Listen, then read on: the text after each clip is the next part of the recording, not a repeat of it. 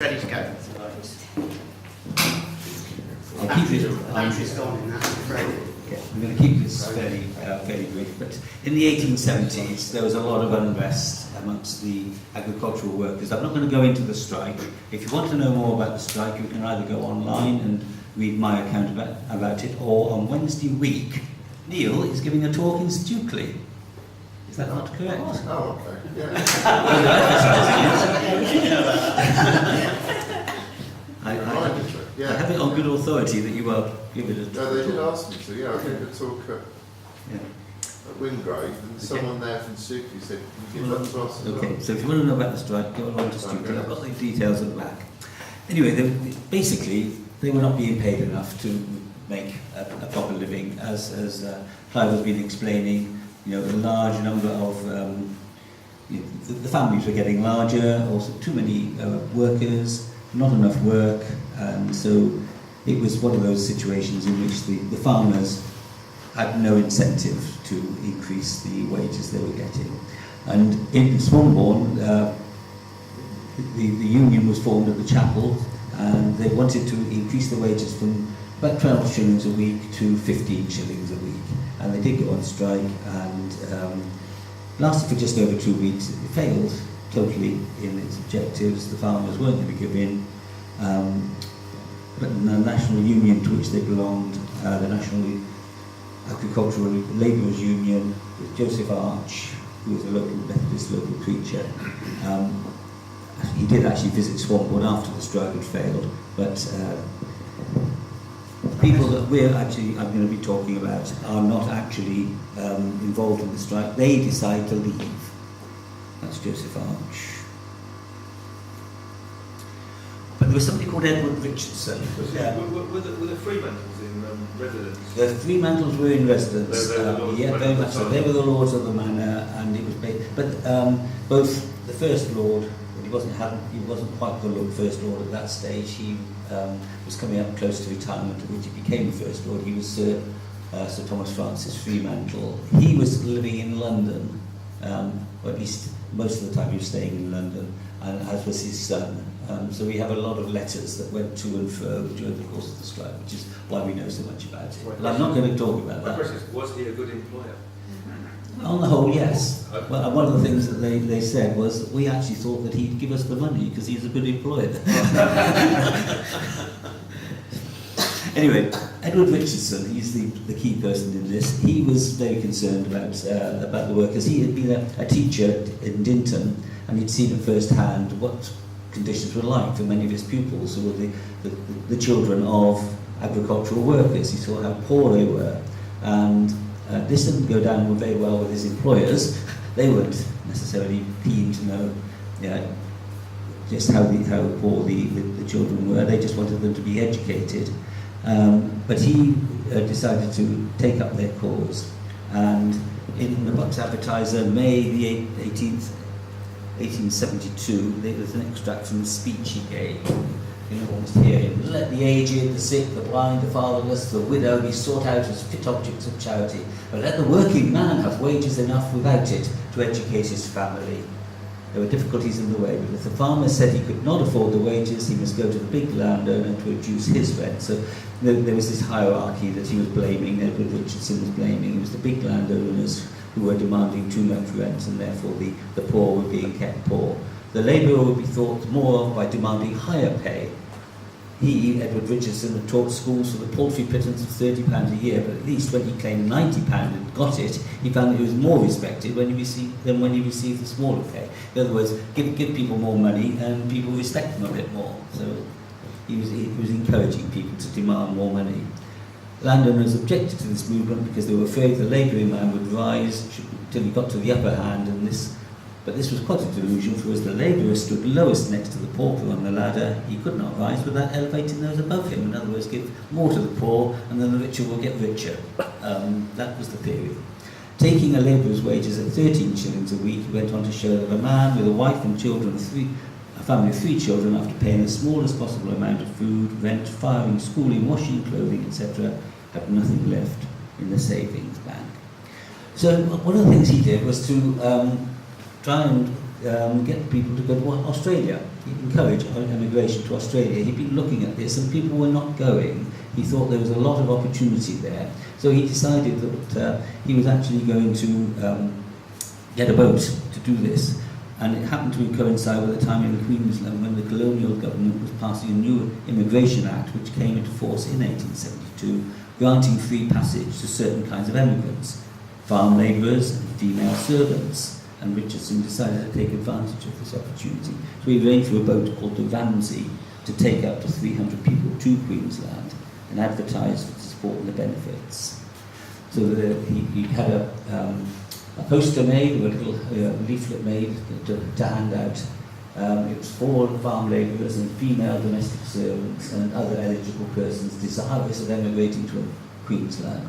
And he made the official arrangements to leave for 300 on or about the 17th of March, which is around about the time that the strike was taking place. And it was offering not just that there was work at the other end, but free passage, free kit and railway fare paid, so you didn't have to owe any money up front, offering these kinds of wages. Those were what you could expect when you got there, but on the way you would have rations, 5 pounds of flour, 12 pounds of wheat, 2 pounds of sugar, quarter pound of tea every week. So you would be supported all the way across. We're talking about a 3-month journey, something of that nature. So it wasn't something that people would undertake without that kind of support. Sorry, too far. Again, in the Bucks held again on the 29th of March 1873. They were not at all keen on this Richardson fellow. He was a troublemaker. Wednesday last, 150 agricultural labourers and their wives and children left Aylesbury railway station en route for Queensland. Whether they are deported mainly through the influence of paid agitators. There was the usual scene outside the railway station prior to departure. The train stopped at Tring, took up 50 more emigrants also bound for Queensland and the ship Ramsey. Mr. Richardson, the agitator, accompanies the emigrants to Queensland, but unlike the poor dupes who have gone with him, he will be able to return again when he likes. On Sunday afternoon, a large meeting of labourers, and Mr. Richardson delivered a parting address. So really not much encouragement from the Bucks Herald for this. They're really trying to put him down, and anyway, off he went.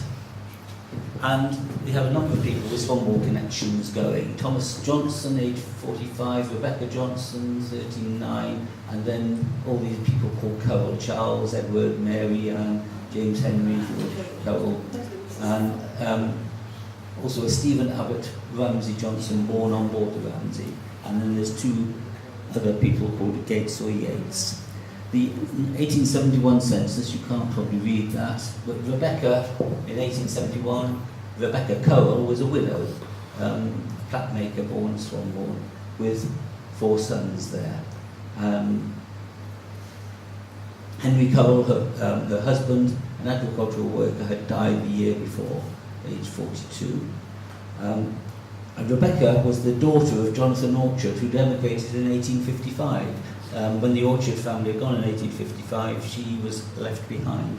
She was about 19 at the time, 1920 at the time, I think, and presumably, in fact, I think she'd married Henry around about that time. There was another boy, Edward Cowell, aged 13, who was another member of the family and appeared later on to join up with the emigrants. And in 1871, he was at King Edward School for Boys in Godalming. Goes right back to 1553. But in 1860, they set up a new charity scheme, renaming it the King Edward School after King Edward VI. And now the boys and girls could be admitted from the age of 10 from anywhere in the UK. Pupils were taught reading, writing, arithmetic, etc., trained in occupations. And on leaving, girls went into domestic service, and the boys into city firms, factories. Somehow Edward had been recognised that he was a member of a very poor family. There was hardly any money coming into it. So how he ended up in Godalming at this school, perhaps it was the poor union, the union that arranged for that. And it was soon after the census was taken that Rebecca Cowell remarried, this time to Thomas Johnson, of Littlebourne, who was a widow. And So passenger list from the, well, that's the Orchard family who went in 1855. We won't dwell on that too much. But they went to New South Wales in Australia, and they ended up in places Black Springs and Brisbane and Bingara, all in New South Wales. Now the family went out. There were Johnsons. There was Thomas Johnson, but he was in the same position of having a wife who died and lots of children. So obviously they got together, and on board the Ramsey, in addition to Thomas Johnson and Rebecca Johnson, were the 5 Cowell children, which included George, and 4 Johnson children. And then on board, Stephen Abbott Ramsey Johnson was born aboard the Ramsey. There were 3 of the Johnsons who don't appear on the ship's list. I don't know what's happened to them. The family seem to have finished up in Baraba in New South Wales, where many of them are buried. Although they landed in Queensland, they don't seem to have stopped there. They moved south towards Sydney and seem to have met up with Rebecca Orchard or Rebecca Johnson's family who were already over there from 1855. And we've got the list of where they actually died, in most of them in the same sort of area. I could do with a map there.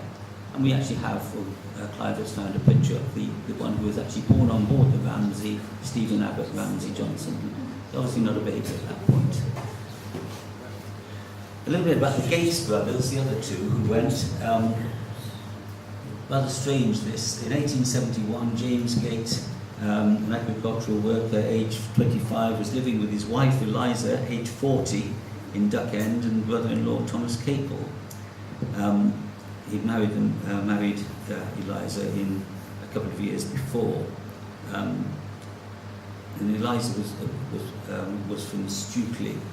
Eliza didn't emigrate with him, and in 1881 she was living back in Stukely with her brother Thomas. But we have no further information on James Gate other than he left Swanwall and went down to Australia, Queensland. But Robert Gates, also a farm labourer, and his wife Ellen, aged 21, they were living in Steeple Claydon, and they'd actually moved out there. In 1871, Robert Yates had married, and then in